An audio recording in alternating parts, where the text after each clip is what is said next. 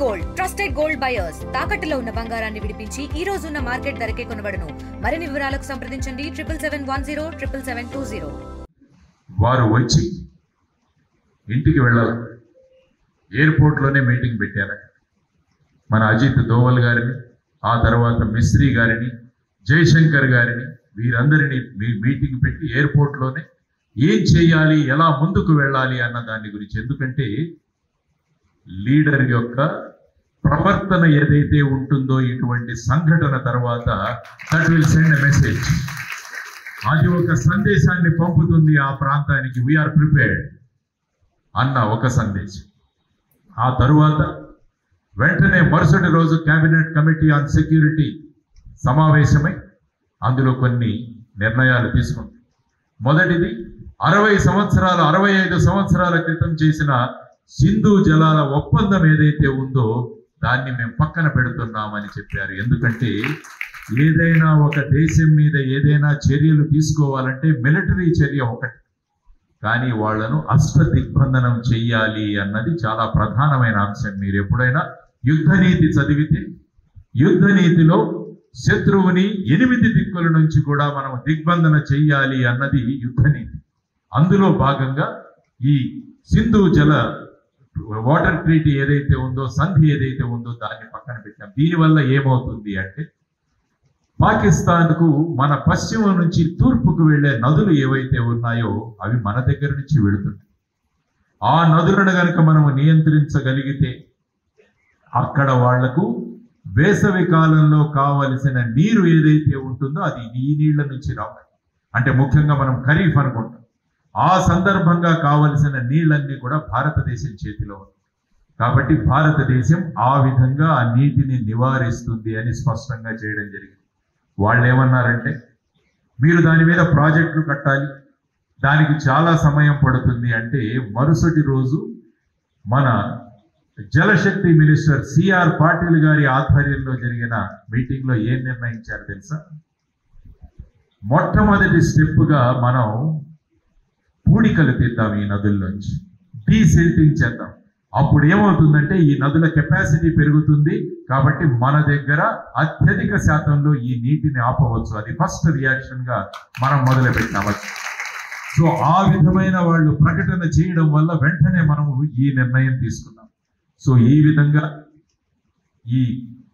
ఆ తర్వాత అటారీ బార్డర్ ఏదైతే ఉందో దాని వాణిజ్య కేంద్రాన్ని మనం మూసాం. పాక్ డిప్లొమాట్లను మనం తరలించాం. పాక్ ఎయిర్ ఫోర్స్, నేవీ ఎవరైతే మన ఎంబసీల్లో ఉంటారో వాళ్ళ ప్రవేశాన్ని మనం నిషేధించాం.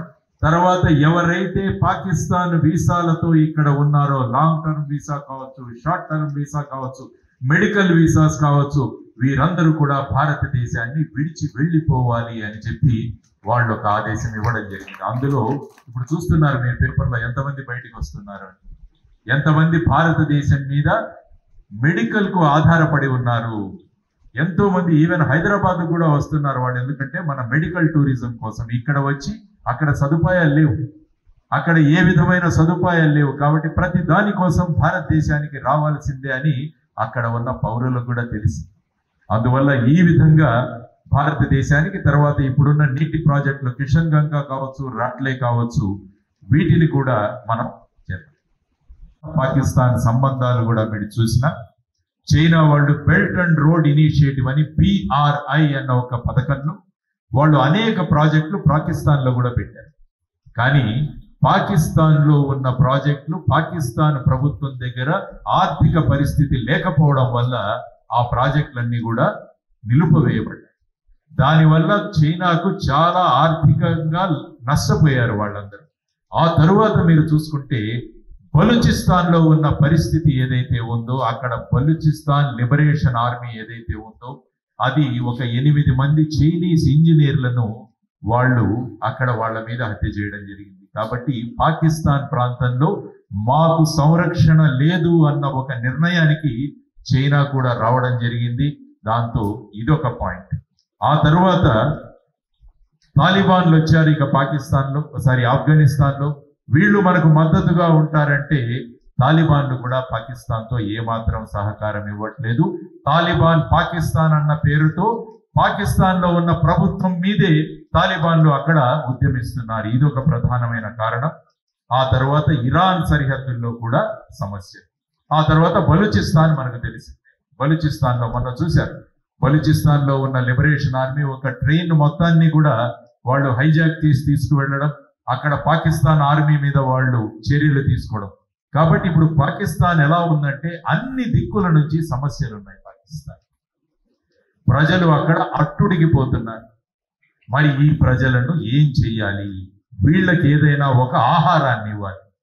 ఎందుకంటే వీళ్ళందరూ అరుస్తున్నారు, ఏం చేస్తోంది ప్రభుత్వం, ఏం చేస్తోంది ప్రభుత్వం అని. ఆ సందర్భంలో Pakistan army chief Asif Munir April 15వ తారీఖున ఒక మీటింగ్లో మాట్లాడతాడు. భారతదేశము పాకిస్తాన్ వాట్లలో ఏమాత్రం సారూప్యం లేదు. మేము 2 నేషన్ థియరీ ద్వారా ఏర్పడిన మా 2 దేశాలు, మా సిద్ధాంతాలు వేరు, మా ఆచారాలు వేరు, మా నియమాలు వేరు. భారతదేశం పాకిస్తాన్ ఎప్పుడు కూడా దగ్గరికి రాలేదు. ఆ తరువాత మనిషికి జీవనాడి అయిన జుగులర్ వెయిన్ ఏదైతే ఉంటుందో, అంటే మన మస్తిష్కం నుంచి మన గుండెకు ఏదైతే రక్త సరఫరా చేస్తుందో మన జీవనాడి, పాకిస్తాన్కు కశ్మీర్ జీవనాడి. పాకిస్తాన్ కశ్మీర్ ప్రజలను మేము వదులుకోలేము అన్న ఒక స్పీచ్ ఇస్తాడు. మీకు యూట్యూబ్లో కూడా దొరుకుతుంది, అది మీరు వినుంటారు చాలా మంది.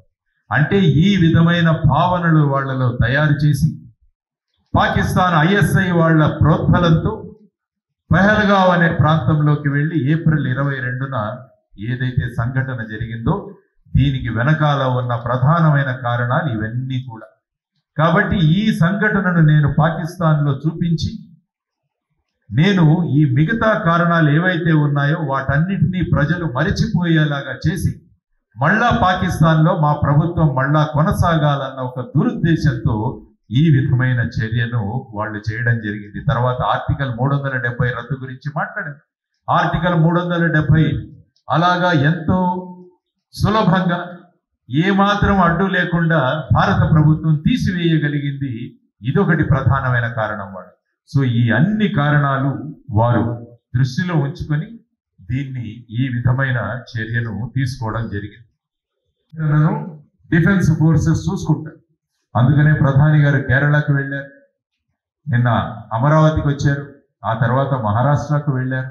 అంటే వాళ్ళు ఇస్తున్న బాడీ లాంగ్వేజ్ కానీ, వాళ్ళు ఇస్తున్న సందేశం కానీ, ఎందుకంటే చాలామంది ఎదుటి వాళ్లలో ఒక రకమైన ప్యానిక్ను చూడాలనుకుంటారు. అంటే పాకిస్తాన్ ఈ విధంగా సృష్టిస్తే వీళ్ళు ప్యానిక్గా మారిపోయి అన్ని ట్రిప్పులు క్యాన్సిల్ చేసుకొని ఢిల్లీలోనే ఉంటూ మీటింగుల మీద మీటింగులు పెట్టుకుంటే అప్పుడు వాళ్ళకి ఏమనిపిస్తుందంటే మా వల్ల వీళ్ళు చాలా భయపడి ఉన్నారు అన్న ఒక భావన సృష్టించడం. ఇది సైకలాజికల్ గా ప్రెషర్ పెట్టే ఇది ఇప్పుడు భారతదేశం రివర్స్ లో సైకలాజికల్ ప్రెషర్ పెడుతుంది వాళ్ళని. భారతదేశ నాయకత్వం రివర్స్ లో సైకలాజికల్ ప్రెషర్ వాళ్ళ మీద పెడుతుంది. మీరు చేశారు కదా, ఎప్పుడు ఎలా ఏ టార్గెట్స్ మీద చేస్తారన్నది మా డిఫెన్స్ ఫోర్సెస్ నిర్ణయించుకుంటారు. మేము మా డ్యూటీలు చేస్తామన్న డిఫెన్స్ వల్ల వాళ్ళు ఇంకా మొదలు పెట్టారు, ఇంకా ఎక్కువగా. ఈరోజు చూసుకుంటే మీరు ప్రతి ఒక్క పాకిస్తాన్ లీడర్ కూడా మాట్లాడుతున్నాడు, మా దగ్గర న్యూక్లియర్ వెపన్స్ ఉన్నాయి, పదే పదే చెబుతున్నాడు. అంటే అది వాళ్ళలో ఎంత భయం ఉందో అన్నది తెలుసుకోవడానికి ఒక సూచిక. సాధారణంగా వ్యక్తి తన దగ్గర ఉన్న తనకు కాన్ఫిడెన్స్ ఉంటే నా దగ్గర ఇది ఉంది అది ఉందని చెప్పడు. నేను ఎప్పుడైతే ఓడిపోతానన్న భయం నాలో ఉంటే నా దగ్గర ఇది ఉంది అది ఉందని చెబుతాను. అదే పరిస్థితిలో పాకిస్తాన్ ఉంది. కాబట్టి ఇది మనం గుర్తుంచుకోవాలి. తర్వాత న్యూక్లియర్ వెపన్స్ గురించి కూడా ఒక 2 నిమిషాలు మాట్లాడతాను నేను. ఎందుకంటే 2 దేశాల దగ్గర కూడా అణ్వస్త్రాలు ఉన్నాయి. ఈ అణ్వస్త్ర ప్రయోగం అన్నది కూడా ఒక ప్రోటోకాల్ ప్రకారం జరుగుతుంది. భారతదేశం యొక్క ప్రోటోకాల్ అంటే అందులో నో ఫస్ట్ యూజ్ అన్నది భారతదేశ ప్రోటోకాల్. అంటే భారతదేశం ఎప్పుడూ కూడా మొదటిగా తన న్యూక్లియర్ వెపన్లను ఉపయోగించింది. కానీ ఎవరైనా ఉపయోగించే ప్రయత్నం చేస్తే దానికి సమాధానంగా భారతదేశం కూడా అణ్వస్త్రాలను ఉపయోగించడానికి ఎక్కడా కూడా వాళ్ళు వెనకాడరు అన్నది మన సిద్ధాంతం. అదే పాకిస్తాన్కి వెళితే వాళ్ళకి నో ఫస్ట్ యూజ్ అన్న సిద్ధాంతం లేదు. వాళ్ళు అంటే దే కెన్ యూజ్ ఇట్ అన్నది కూడా ఒకటి ఉంది. కాబట్టి ఇది కూడా మనకు తెలియాలి, ఈ 2 విషయాలు. ఎందుకంటే న్యూక్లియర్ వెపన్ అన్నది చాలా ప్రమాదకరమైనది. మనం ఆల్రెడీ ఎప్పుడో అనేక సంవత్సరాల క్రితం 2వ ప్రపంచ యుద్ధంలో హిరోషిమా నాగసాకిల మీద ప్రయోగించిన అణ్వస్త్రాలు ఇప్పుడు కూడా మనం అనుకుంటుంటాం. ఇప్పుడు కూడా అక్కడ ఏం పెరగదు, అక్కడ ఎంతో మంది అశువులు బాశారు. కాబట్టి ఇటువంటి ప్రమాదం ఉంటుంది. అందుకనే న్యూక్లియర్ వెపన్స్ ఏ దేశం దగ్గర ఉన్నాయో ఆ దేశం పట్ల జనరల్ గా 1-2 సార్లు ఆలోచిస్తాం. మరిన్ని వీడియోస్ కోసం ఛానల్ ని సబ్స్క్రైబ్ చేయండి. లేటెస్ట్ అప్డేట్స్ కోసం వాట్సాప్ ఛానల్ ని ఫాలో అవ్వండి. ఆ లింక్ డిస్క్రిప్షన్ లో ఉంది.